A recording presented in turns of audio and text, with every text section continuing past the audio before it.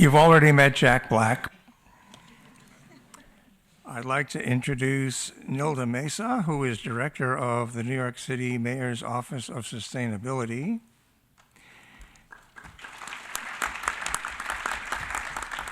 Austin Shano, Partnerships Director, Give Me Five for People and the Planet. Bill McGibbon will be joining us by video. And we're very fortunate to have Jamie Henn, Strategy and Communications Director and co-founder of 350.org. So I'd like to begin without, after all, Jack Black has set the table here, by asking Nilda to tell us what the City of New York is doing about sustainability. Thank you very much. It's great to be here today. It's a tough act to follow Jack Black and George Garland, but I will do my best. So one of the things that we've seen in the last year or so, a year or two really, is the importance of subnational governments in all of the climate negotiations and the proceedings and the raising of awareness and action throughout the world. Cities are really where the rubber meets the road. The vast majority of people now live in cities and urban centers, megalopolises, and that number is only continuing to grow. One of the things that we did in New York City was about a year ago on Earth Day, we launched One NYC, the plan for One New York, the plan for a strong and just city, which has 4 key visions in it, and those are growth, equity, sustainability, and resiliency. It builds on the visionary Plan YC that was started by the Bloomberg administration. And what we did was we included equity as part of the categories that had been there before, recognizing how interrelated all of these things are. Within One NYC, it's a long-term sustainability plan for the city. We have a number of goals and targets that we've set in there over the long run, but I want to tell you a little bit about how we did it, because it was, I think how we did it was every bit as important as the result, and I don't think that we would have gotten the same result if we had pursued a different way. We started out saying, okay, 10 years from now, New York City will be celebrating its 400th anniversary as a city. What is it that the city needs in order to grow and thrive and be sustainable for the next 100 years? So we asked ourselves, what do we need, rather than what is it that the city can do? And by framing the question that way, that allowed us to look at the role that we have to play with regional partners and federal and international and so forth. We included over 70 agencies within the city government as integral members of our team. We had like over 200 people working on the project. And by doing so, there's a lot of ownership within the city of this plan. So it was generated in this interdisciplinary, cross-cutting way, and I think that is part of its success now and then, also moving forward. Within sustainability vision, what we did was we looked at the, some of the categories that had been there before, but then we also sort of reimagined a few of them. So the mayor, about a little bit more than a year ago, set a goal of reducing greenhouse gas emissions 80% by 2050. 71% or so of the greenhouse gas emissions in the city come from buildings. It's much larger percentage than is true of than the national average, which is more like 40% or so. We have much less in transportation. We have, much less of a percentage in solid waste. And so what we did was we began pulling together stakeholders and developing, analysis and a report and a plan to get to building emissions. But we also recognize that, in One NYC, that it's not just buildings. So what we did was we included the other sectors, which were transportation and solid waste, as well as energy supply. And that one is a critical one for us because only about 2% of the electric grid right now in New York City comes from renewable energy sources, which is an abysmally low number. So one of the things that we've done is we issued a request for information to the market. We did this over the summer. We received responses in the fall. And what we did was we basically asked the question, what would it take for New York City to be able to purchase 100% of its electric demand from renewable sources? And what we had been told was that, we need to have, for developers and others to, really put in place the infrastructure for renewables for New York City, there needs to be a big buyer. We're pretty big, it's just how it is. We have about 10% or so of the city's electricity demand, and so we decided let's, see what we get back from this. So we're continuing to go over the information that we collected from there and continuing to pull something together for a strategy on this that we'll, come out with at some point later on this year. But it's really interesting when, even though you've got, this problem that's, this conundrum that's really regional and national as far as how do you get renewables into the grid, and it's something that we can't really control. What we can control is how we respond to it, and, we can recognize what it is that we ourselves as a city can do, and that's what we did. So, what we aim to do is be sort of the thin edge of the wedge on this, and be sort of, if you will, the magnet, and then have the filings line up around the magnet by us continuing to say this is what we're looking for. And so that's one aspect of what we're doing on sustainability. We also set goals to have the cleanest air quality of any large U.S. city. Right now we're at about number 4. In addressing our greenhouse gas emissions goals, that will also help on our air quality. And we also have another goal of having zero waste go to landfills by 2030. That also will help the other goals of greenhouse gas emissions as well as air quality, since so much of the emissions that come from waste are from trucks that are transporting the waste back and forth. And this all ties in, again, with equity, because the equity and growth, because it's in our poorest neighborhoods, by and large, that we have the worst rates of respiratory disease and, clear asthma corridors. And so, if you've got little kids who are, the number one reason kids are absent from school in New York City is because of asthma. So if you have kids who are absent from school who can't get the education that they need, their parents are home taking care of them, or they're taking care of elderly relatives who have the same or different respiratory diseases.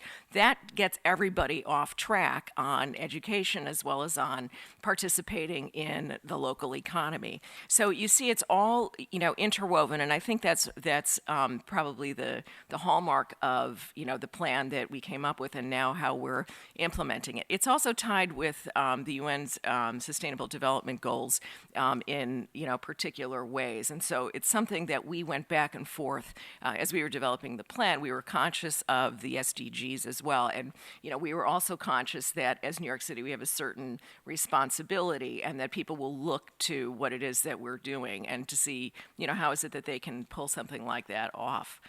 So we continue to develop along these ways. And have particular programs that you can see more on our website at nyc.gov/sustainability. But, I urge you all, there's the international and there's the local, and they're actually very much intertwined, and more so every day. So with that, thank you. Thank you.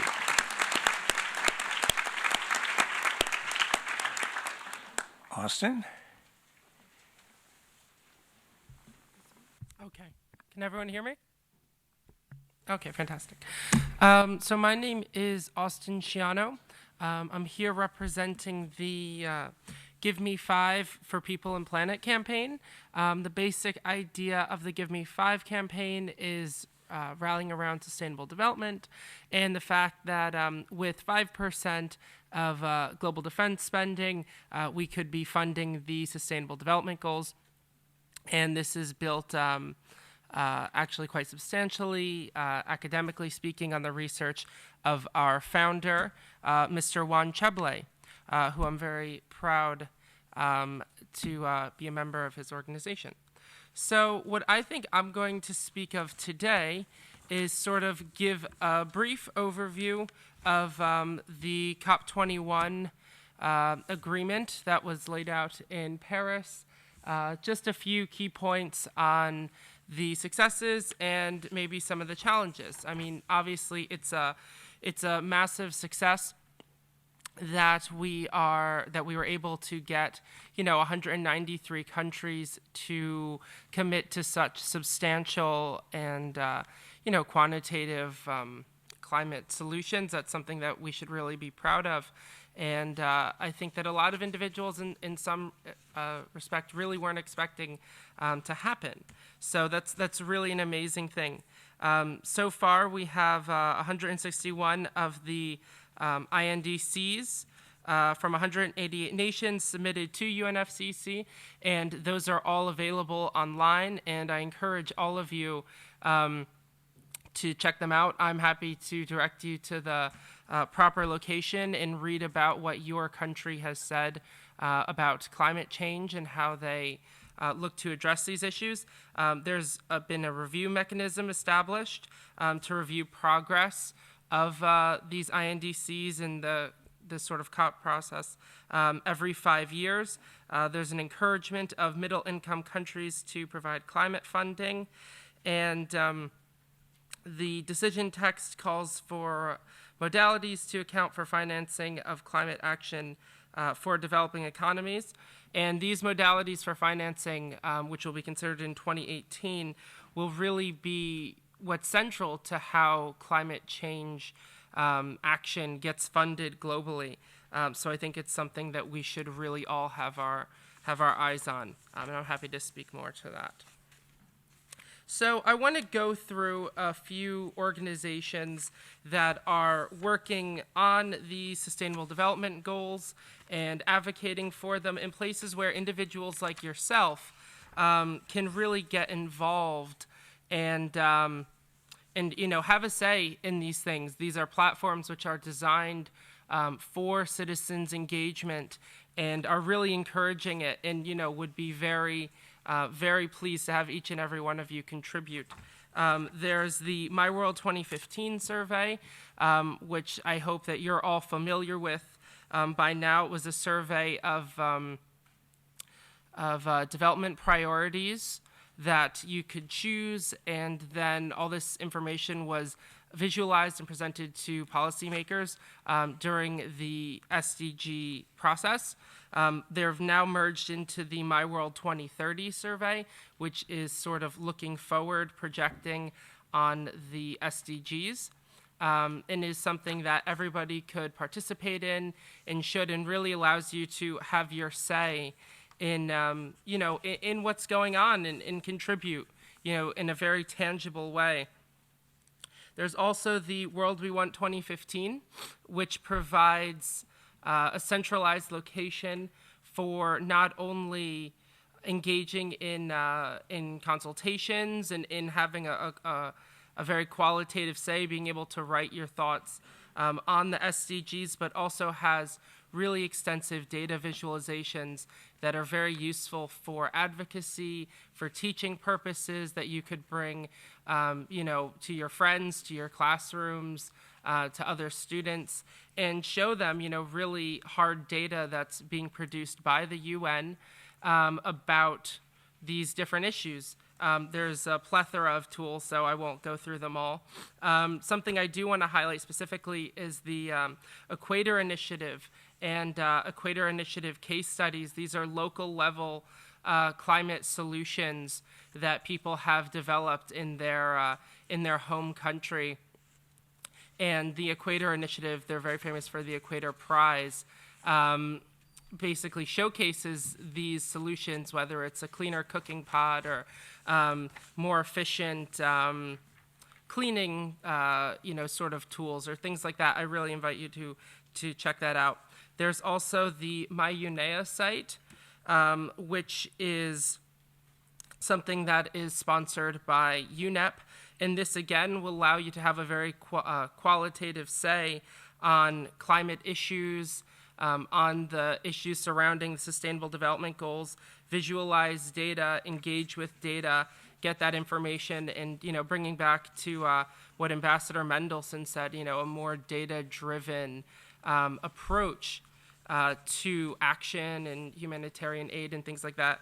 These are places where you directly, as a citizen, can engage with these sorts of tools. And my final point being the Give Me 5 campaign, which is my personal work and something that me and my team are very proud of.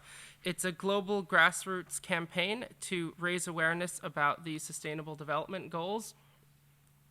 And again, like I said, drawing attention to this idea that with 5% of global military spending, we could pay for the SDGs. But Give Me 5 isn't just a sort of a center that's strictly devoted to a security aspect or a defense aspect. If you go on our website, which is giveme5.org, you'll see that it's really just a space for sustainable initiatives for people who are interested in sustainable development, and somewhere where you can go to learn and engage. We're actually really excited that we also have an option for you to join our cause, become a global peace advocate. You'll fill in a form on the site, and you'll get updates from Give Me 5, and you can engage with the team, and you can really be as involved as you would like. I really just would highlight that all of these tools are fantastic in that they are things that you can participate in, and where your voice can really filter back to what's happening, not only with my organization, but really with the entire UN. And there's a lot of people who really want to see youth be involved in this work, and we're going to be the change makers of the future. So certainly I welcome any questions. Thank you, Austin.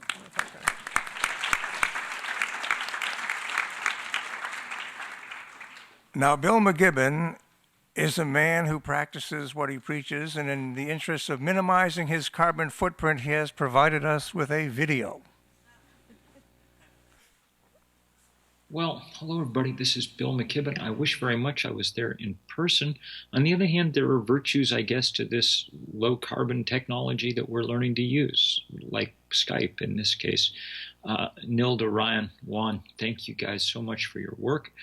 Thanks to everybody there in the room. The question of what comes after Paris is pretty key, because Paris did half the job that we need doing. It was definitely the most that international diplomats have ever managed to do here. And the thing that was really important that they did was enunciate a target for the planet. And it was a good target. They said we cannot let the world warm more than 1.5 degrees Celsius, at the very least 2 degrees. And that is exactly right. And it is a very tough target because the planet's already warmed 1 degree Celsius, and there's a lot of momentum as temperature and carbon go up and up and up. So holding the planet to those parameters is going to take enormous work, especially since the plan that came out of Paris is for a world that gets about 3.5 degrees Celsius warmer. Not good. The plan doesn't meet the goal, and that's why our job is to fill that gap. And by our job, I mean civil society. I mean all the rest of us. One of the reasons that Paris came out much better than Copenhagen 6 years before, where nothing happened, is because y'all have built a movement around the globe over the last 4 or 5 years. Some of you were in New York in September of 2014 when there were 400,000 people in the streets, the largest demonstration about anything in our country in a long time. Well, once numbers like that show up, presidents and prime ministers can't come home empty-handed. They have to do something, and our job is to keep pushing to keep fossil fuel infrastructure from being built. whether it's pipelines or new frack wells or storage caverns or oil trains or LNG export facilities or on and on and on. Part of that is to force and persuade those with lots of money to stop putting it into fossil fuel and start putting it into renewable energy. It's been wonderful to watch the spread of this divestment movement to every corner of the planet. Some of it is to jumpstart the spread of renewable technology around the globe. In the last 6 years, the price of a solar panel has fallen 80%. That gives our moment the chance to be the moment when this technology reaches every person on Earth, when no one has to do without electric light and no one has to wreck the planet in the course of getting there. So we've got a ton of work to do. Some of it's the daily work of organizing, Facebooking, and petition sending and emailing, and some of it's more dramatic. Some of us will be going to jail this spring around the globe in this huge civil disobedience action we're calling Break Free. And all of it requires that we keep focused like a laser on the biggest problem that human beings have come up against. You guys are already there. That's why you're in attendance today. Can't thank you enough, and I can't stress strongly enough that you have brothers and sisters all over this planet who are doing the same thing. I know because 350.org, we work in every country except North Korea, and we see every place we go, even in places that didn't cause the problem we faced, we see such willingness to act. This is the fight for our time, and you guys are in the thick of it, and now is the moment. Thank you guys so much.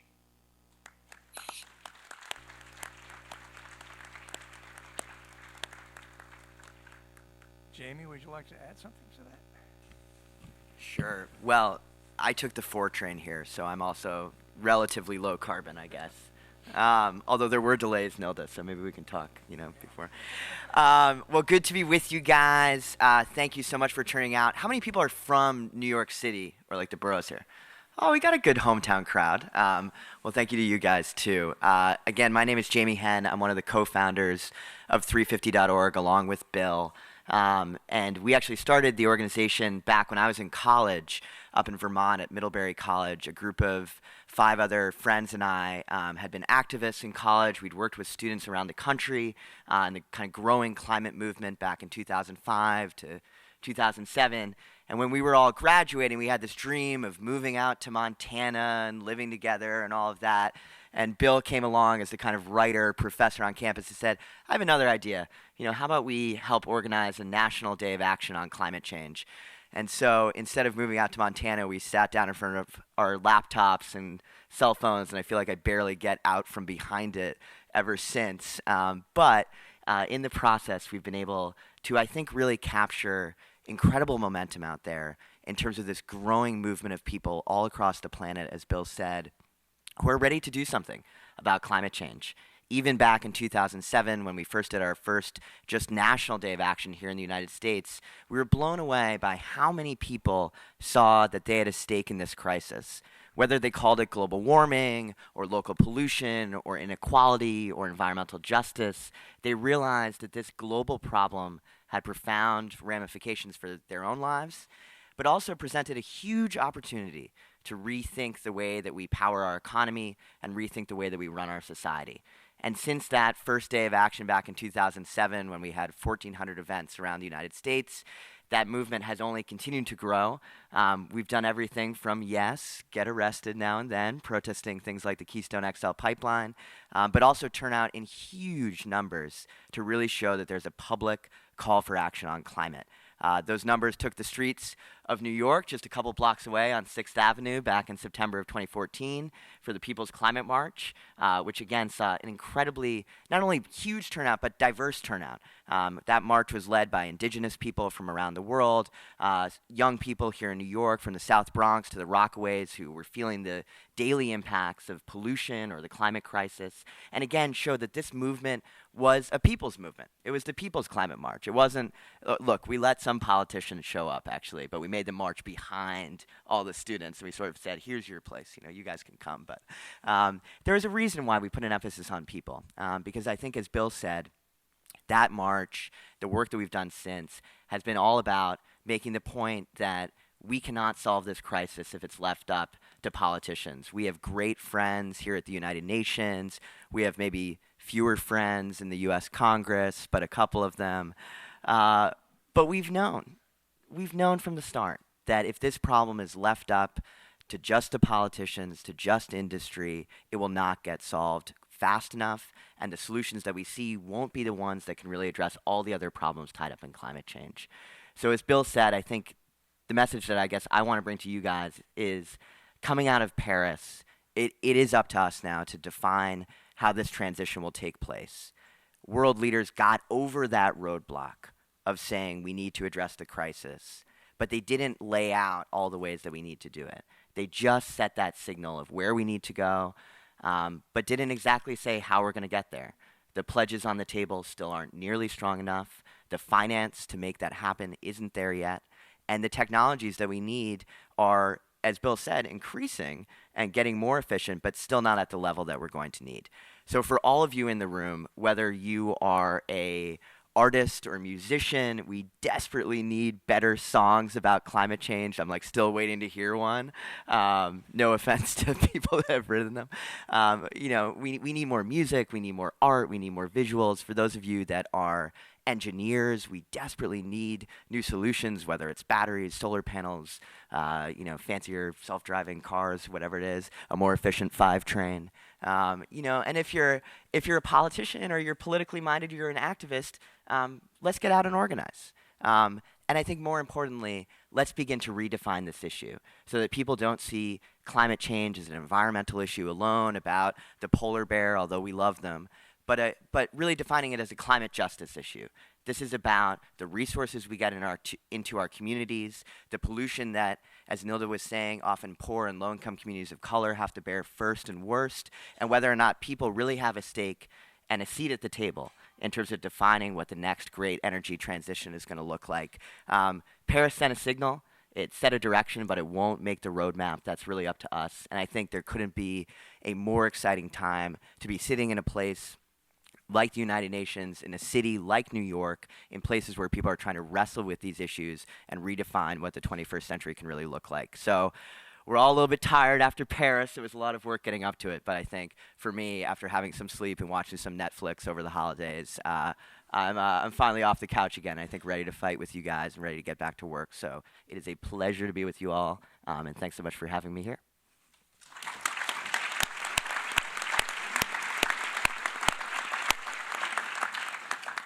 Well, as a veteran of the Environmental Protection Agency, I must put in a plug for the Clean Power Plan.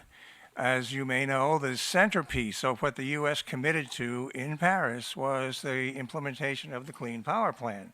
I'm pleased to tell you that 350.org had a bunch of folks up in Albany bringing the importance of this to the attention of the legislators in Albany, bless your heart. And I want to put one little piece on the table. We, as a country, use 3% of our electricity to manage our wastewater in wastewater treatment plants. That's 3%. And if we added anaerobic digestion to those plants and food waste, which is the largest part of the solid waste stream still going to landfill, where it generates methane, which is 26 times more potent than CO2. I'll try to keep this to five hours. We would generate 12% of the renewable energy that we need in the United States, which is equal to the amount we generate right now. So we could double it just by this little simple measure. Now, we heard about silos, and we have the solid waste silo. We have the wastewater treatment silo. We have the energy generation silo, all the power companies. These are major silos. The technology is there for this. The economics are there. But getting these silos to work together is a job for you in civil society. And then writing up those success stories and publishing them is your job. Okay, good. Questions? Just hit your button. Yeah. Hi, my name is Stephanie Castillo, and I'm from Chicago. This question is for Nilda Mesa. As the Director of Sustainability, I can only imagine the difficulty in trying to create a trajectory rooted in renewable energy, specifically with New York's aging water pipes. Especially if it could lead to an environmental disaster, what type of initiatives are you working on, specifically proactive initiatives, so we don't see another environmental disaster with the New York's water aging pipes?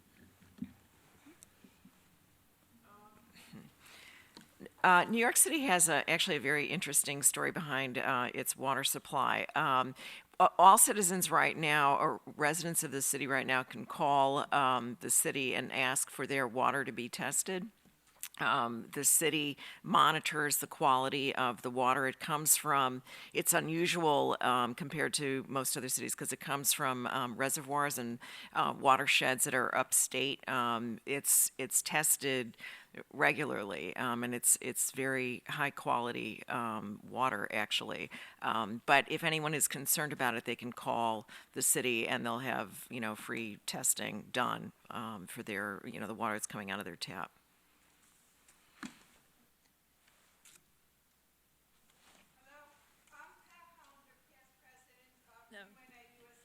Would you hit your,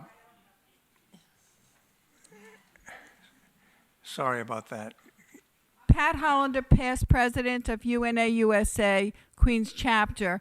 And my question is, since we all know about the problems with bottled water, how the water is taken from places that really need it, and that the water is of no better quality than New York City water, and that the bottles themselves cause an incredible amount of pollution, including the destruction of animals and fish, why do we have them on the table up there?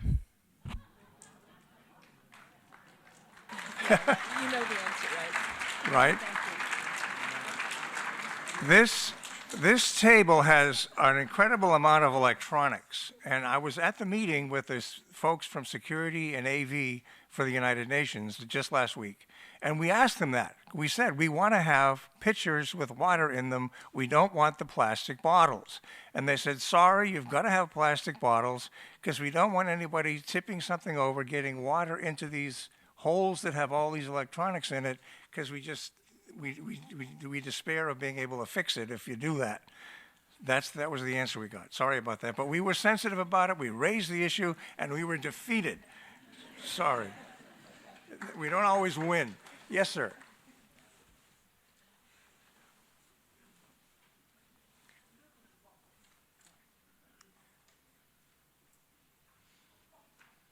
Thank you. We have heard a lot about top-down actions, Paris and here in September. We have heard about what needs to be done from the bottom up. I'm a bit puzzled why nobody has mentioned that the bottom already has accomplished quite a bit. I mean, the inventors and the renewable energy industry. My understanding is that at this moment, solar energy is increasing at 60% per year, wind energy at 20% per year. If my numbers are wrong, please correct me. If that is so, and if there's no reason for stopping that kind of increase, if it continues, then I think we will be reaching some kind of a tipping point fairly soon. And I agree with all of you, it's not over. Don't think that I'm suggesting that. We have a lot of hard work to do, but also something has already been done. Thank you. I'm going to jump in again, if you don't mind.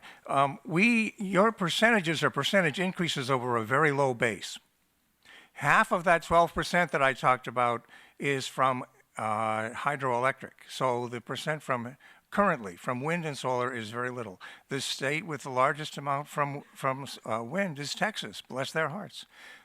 So I would argue that with 12% of our electricity coming from renewables right now, we have an 88% job in front of us, and that's not peanuts.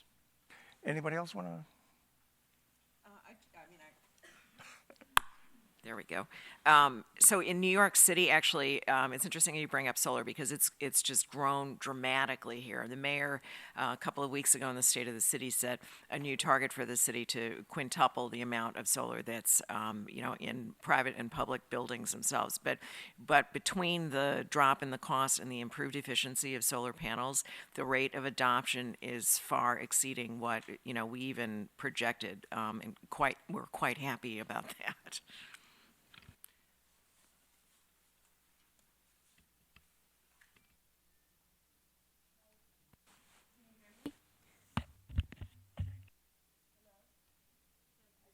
Is it working? Oh, there it goes.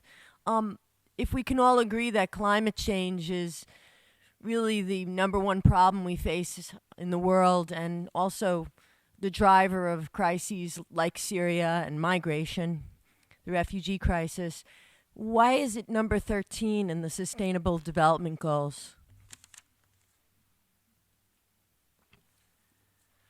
Well, I can't speak exactly to the formulation of the Sustainable Development Goals, but I think your question speaks to kind of a broader issue, which is how we understand climate change. I think in many ways climate is woven through all the Sustainable Development Goals, and I know there was a bit of a debate actually when they were being formulated about does it need a separate goal, is it part of the goals, is this actually an issue that's handled by the UN Framework Convention on Climate Change rather than the Sustainable Development Goals process. This is the UN, we've got to divide things up and talk about processes and who does what. But I think that as we go forward out of Paris, and actually in our work here in New York City, the challenge is to begin to see climate change as interconnected with all the different issues we face, and as a lens that we look through when we're making decisions about whether or not we have bottled water. Now I feel very, very guilty about drinking it. Up to decisions about how we invest our money. New York State has done an incredible amount on the energy front. The legislature has interesting bills. New York State has a pension system which has over $400 billion with a B dollars in it that it invests every year. Currently, it invests in major fossil fuel companies. Over $100 million of that fund is invested in ExxonMobil, a company that we now know knew about climate change as early as the late 1970s and buried the truth and lied to the public about it. That's an ethical decision about investing that money. It's also a sign about where we're putting our resources as a society into industries that caused a problem and maybe can begin to change but haven't changed yet, or into the type of solutions, programs that can really help solve it, whether that's retrofit programs, which the city has done quite a bit on, or into companies that are coming up with the next new great technology. So I think it's less about making sure that climate's number one and poverty's number two. I mean, that's not a debate that I think we want to have. I think the real discussion is how do these issues come together? How do we develop solutions that fight poverty and pollution at the same time? And how can we take a much more sustainable framework in terms of all the decisions that we make? I think that's the goal of the goal of the goals overall, and the way that we need to be thinking about the changes we're doing. And the way that for all of us and many young people there, as you're thinking about careers, no matter what kind of channel you go into, whether it's finance, art, politics, making sure that you're looking for those connections and finding ways that we can approaching these issues from many different directions at once.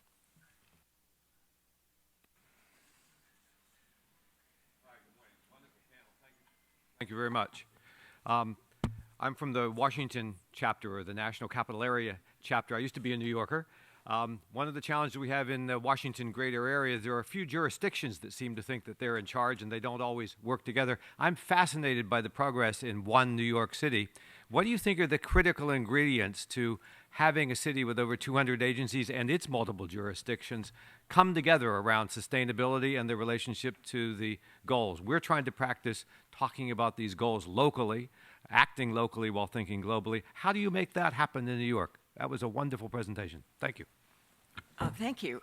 It really takes a lot of determination and a lot of dedication and a lot of going back to people. But I think the advantage. I think one of the advantages we had was that there was general consensus. There was really broad agreement on the principles to start with. So we began. So we had the principles of growth, inclusive growth, equity, sustainability, and resiliency.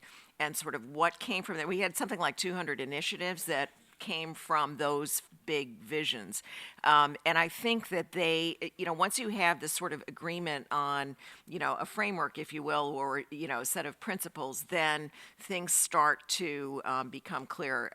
But as a former resident of DC, I've got to say it's not easy. It's not easy there. It's not easy here. There are multiple. I mean, you were talking about the subway line. The city doesn't actually run the subways here, so that means that it's the MTA, and so that means that we have to work with the MTA. But it also means that many other people have to make the MTA aware of their priorities and their difficulties as well. So it takes a concerted effort. I want to thank the panel for their participation, their questions, and the audience for their questions.